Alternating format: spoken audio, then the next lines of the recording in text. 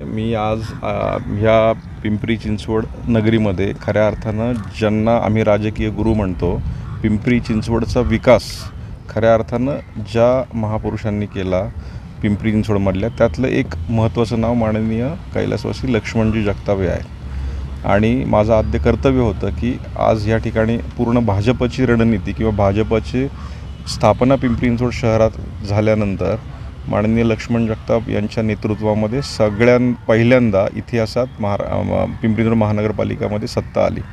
त्यामुळं ही विधान परिषद मिळाल्यानंतर त्यांना नमन करून त्यांचा आशीर्वाद घेणं आणि त्यांना मानवंदना देणं हे माझं कर्तव्य होतं, माझ्या समाजाचं कर्तव्य होतं. म्हणून या ठिकाणी मी आलेलो आहे. शंकर शेठ काही कारणास्तव येऊ शकले नाहीत. माननीय आमदारताई माझ्याबरोबर आहेत आणि जे आम्हाला माननीय लक्ष्मण जगतापांनी शिकवण दिली, कारण त्यांचं ध्येय असं होतं की अखंड काम करत राहा, लोकांसाठी काम करत राहा, तेही संपूर्ण वेळ त्या ठिकाणी उपस्थित राहायचे. आणि काम करण्याची पद्धत माननीय भाऊंची सगळ्यांना माहिती होती.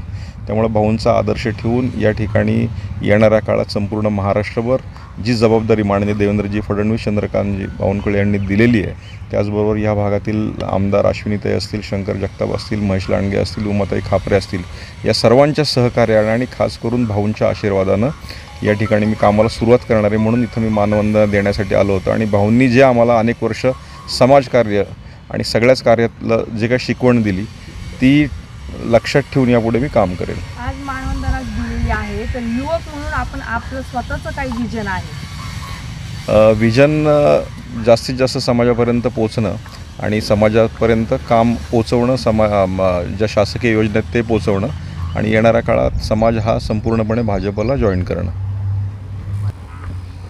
काय शुभेच्छा देताना आमदार यांना आपण? खरं तर आपल्याला भाजपनी अगदी तरुण नेतृत्व दिलेलं आहे आणि सर्व विचार चौकस विचार करणारं असं हे व्यक्तिमत्व आहे.